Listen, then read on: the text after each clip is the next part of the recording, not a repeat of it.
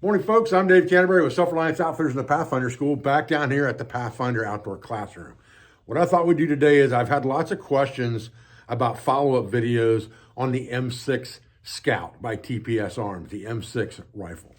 And I thought today we would take a look at my old M6 Scout, talk about that for a minute, take a look at my new M6 Scout in 357 over 410, and discuss that as an option and why I like it so well, because it is my new favorite firearm as far as a small takedown firearm. Now, I'm always going to be a 12 gauge guy. I love the 12 gauge single shot, and I always will. But as far as a small takedown rifle that can be used in lots of different scenarios, I think this M6 Scout is really the ticket for you. It's not that expensive. It's about a $600 gun, somewhere in that neighborhood. So no more expensive than a good handgun is nowadays. And I'm going to show it to you today, show you some improvements over the old M6 Scout, and talk you through some of the reasons that I think the 357 over 410 is the best model for you in a eastern woodland scenario. So stay with me, guys. All right, guys, so this is my M6 Scout in its original form, okay? This one is in Advantage camouflage. They made about 1,000 of these back in the 1980s for Cabela's. So it's a rare version of this gun, so to speak. And it is 22 caliber over 410. If you're not familiar with the M6 rifle, it was made for pilots. So it has a large paddle style trigger on it. Now, once you get used to that paddle trigger, I actually prefer it in a lot of ways, especially in the woods, and it works really well in gloves, which is what it was designed for. It stores ammunition in the back of the stock.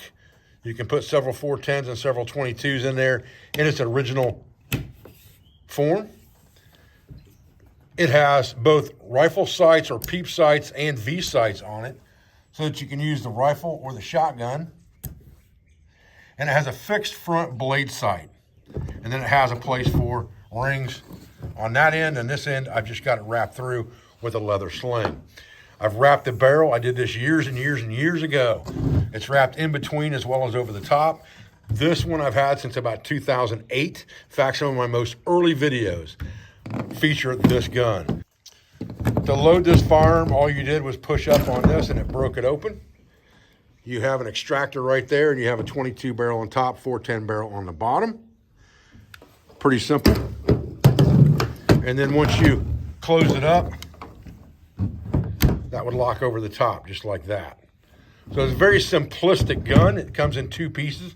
It's got a center pin right there that you just push out, and it will fold this gun in half. You can put it in one smaller case or in the side of a backpack, whatever the case may be. It was made originally for Vietnam helicopter pilots as a survival rifle that went under the seat of the helicopter, I believe, if I remember right.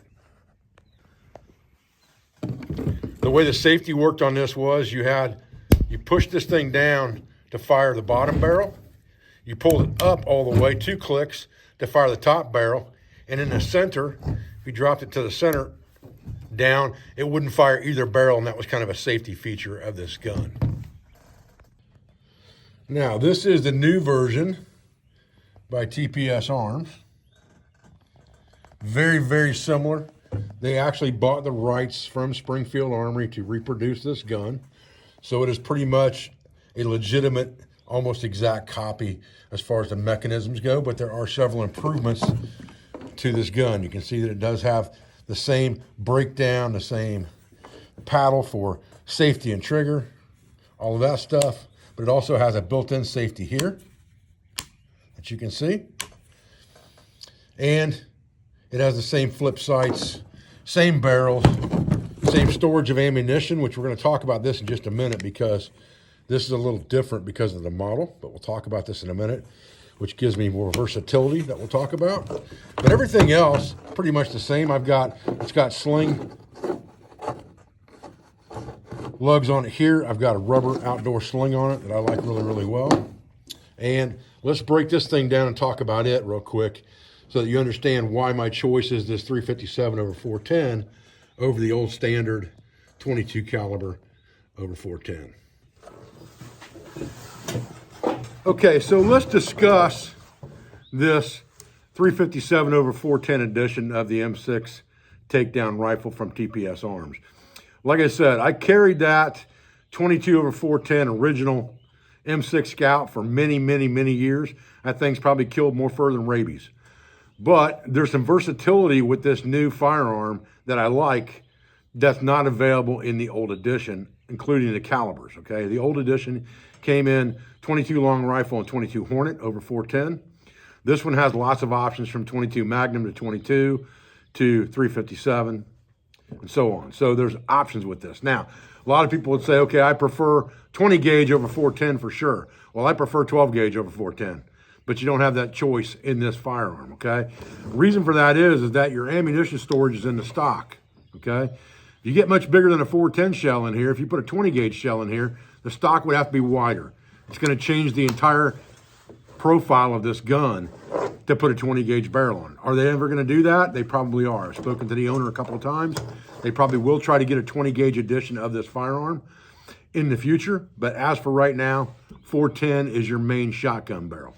That doesn't bother me. 410 is not that hard to get, and I've got plenty of it. Now, let's talk about a couple other features of this gun. You can see that instead of a blade sight, this one has a double blade sight here, and it has an adjustable front sight that you can move up and down for elevation.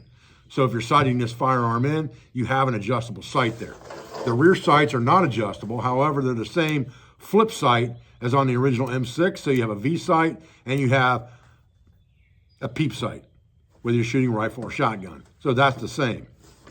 It has a single pin takedown in the center. That's the same. It has the same push-pull here for up, down, or in the middle. And then it has a built-in safety here. That's just an added safety feature as well. I don't use it very often, but it's a good feature to have. All right. Now, it breaks down exactly the same way. It has the same extractor inside it here that pushes the round out after it's been spent. It has the same pull-up device here that locks the firearm together. And again, it has storage in the stock and a paddle trigger. Now, while we're talking about improvements of this gun, one of the main improvements of this over the original 410 barrel is that this has a threaded barrel for screw-in chokes.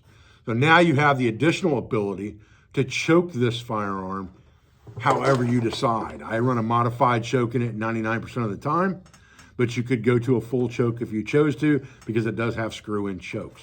I've killed lots and lots of game with this gun, including 2 full-size deer. All right, so let's talk about this 357 situation here. All right, I like that good strong locking device on there. That thing locks well on top of there. Now, you've got storage in here for 1, 2, 3, 4, 5, 6 410 shells. We'll talk about this in a minute. 1, 2, 3, 4, 5, 6, 7, 38, 357. Again, there's already an advantage, 2 calibers, 38 or 357. And then you have a small area here that you could store something in. And what I've stored in here is I've stored a small bag of 10 22 shells. And the reason I did that is because I have a 22 adapter here for the 410 from Short Lane Arms. I've discussed these adapters lots and lots of times. This one is a Scavenger 22 smoothbore adapter. I don't care about that because the only thing I'm going to use this 22 caliber gun for, or 22 caliber insert for, is putting game down on a trap line, up close, right on top of them, 5 feet or less, boom, done. If I'm hunting small game, I have shotgun. If I'm hunting something a little like medium game, I have 38. If I'm hunting large game, I have 357. The other versatility with this is, because it's a 410, no different than the other M6 Scout, is that I can use a Short Lane Arms 209 shotgun primer adapter to muzzle load this gun. So I can use this as a 41 caliber muzzle loader smoothbore, a 410 caliber smoothbore muzzle loader, a 410 shotgun, up to 3-inch shells, and I can use this as a 357 38 or a 22 if I use an adapter in the chamber. So you have 5, 6, 7 different ways that you can use this firearm in at least 4 different calibers that you could have to choose from 22 with an insert to 338 to 357 to 410. So you have lots of different caliber choices with this firearm as well, which makes it a good scavenger style gun for looking for ammunition if you had to. or using what you had on hand if you had to. The likelihood of having 22s is pretty high. You could use 22s in this if you absolutely had to. So that's the main reason I prefer this 38 over 350 or 357, 38 over 410 over the 22 is because of that versatility and the fact I can take medium, small, and large game very, very easily with one firearm. Again, this thing's about $500 to $600 depending on where you buy it, right? Maybe a little more expensive than that if you live out west somewhere, out California or something like that. It may be more expensive than that, but around here, they're $550 to $600, somewhere in that neighborhood.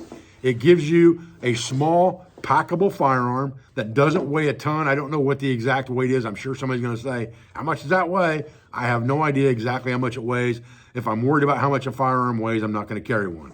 But it doesn't weigh that much. It's pretty lightweight. It is a very versatile gun. It's a very robust gun. I haven't hurt this thing in the 2 or 3 years. I think 3 years now that I've owned this model. I haven't hurt it any, and I've taken it in the woods a ton. So it is a good firearm for just beating the bush. If you're out bushcrafting, camping, hunting, fishing, camping, any of that kind of stuff, this is a great little firearm to have. And it is made by an American company in Texas. So there you go.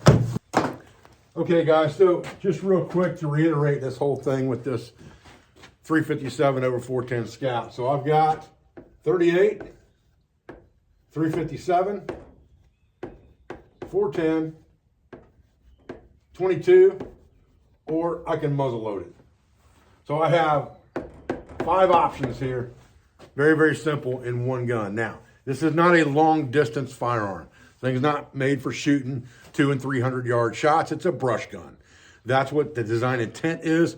Close range targets in the brush, but because it's so small, it's very easy to move around with that gun in the brush, and it makes a great gun for the Eastern Woodlands. All right, guys, listen, I didn't see any reason to shoot that firearm on video today. It's going to be as accurate as the shooter is. I mean, it's pretty much that simple. You can take the highest quality firearm on the planet with the best optics, and if a guy can't shoot it, it's not going to shoot worth a crap. And you can take, you know, a 1922 Sears Roebuck 22 caliber rifle, and a guy can drive tacks with that thing at 35 or 40 yards if he knows how to shoot. So the accuracy of the gun is as good as it's going to get for the size of the barrel that you have on that firearm, and as good as you can shoot the firearm yourself. With that said, I appreciate your views. I appreciate your support. I thank you for everything you do for our school, for our family, for our business, for all of our sponsors, instructors, affiliates, and friends. And I'll be back with another video as soon as I can, guys. Thanks.